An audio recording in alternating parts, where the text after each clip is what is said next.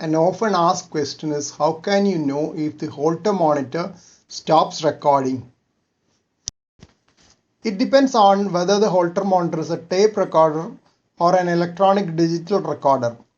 If it's a tape recorder, you'll be able to recognize if the tape stops running. That is, the sound of the motor will stop.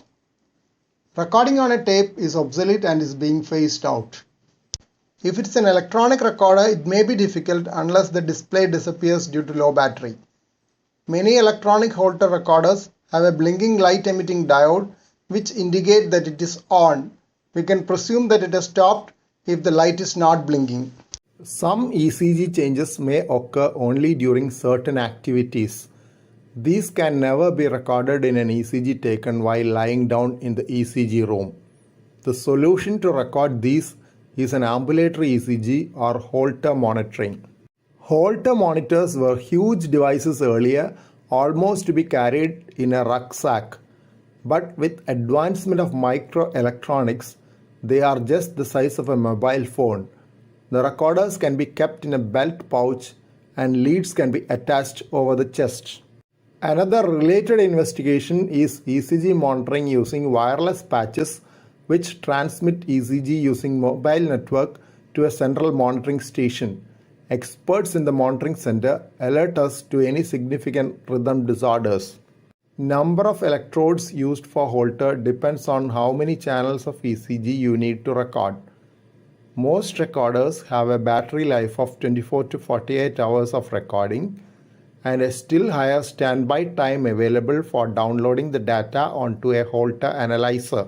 Holter analyzer is a computer with an appropriate software application to which Holter data is downloaded for analysis. Automatic printouts are available after the analysis. The medical technician who analyzes it can review the representative ECGs for each abnormality and verify accuracy to avoid false reporting by the software. Supervising physician can also oversee the technician's report. Who needs a Holter?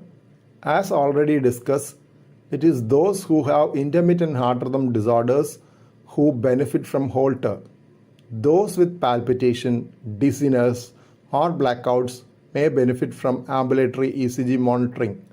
Stroke patients who are suspected to have a rhythm disorder known as atrial fibrillation (AF) also benefit from ambulatory ECG monitoring. Documentation of AF can be done by automatic analysis supplemented by manual inspection of the tracings.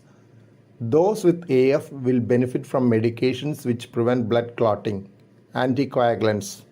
How can you correlate symptoms with the abnormalities on Holter? Holter monitors have event marker buttons which the user presses when there is any symptom.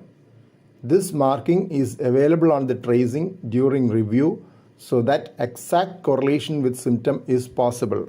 Keeping a diary of activities during the recording period is useful to find out the correlation between activities of daily life and the abnormalities, if any. What if Holter does not pick up any abnormality? Either you can repeat it on another day or longer term event monitors can be used. Event monitors do not record the whole ECG data but keeps on monitoring and storing in a temporary memory. Whenever a significant event is detected or the user presses the event marker button, data preceding the event as well as a short period of forward recording goes into a permanent memory which can be retrieved during analysis. Event monitors can be used typically for 1 week to 3 months. Event monitors are also called external loop recorders. Still longer periods lasting up to 3 years is possible with implantable loop recorders implanted under the skin.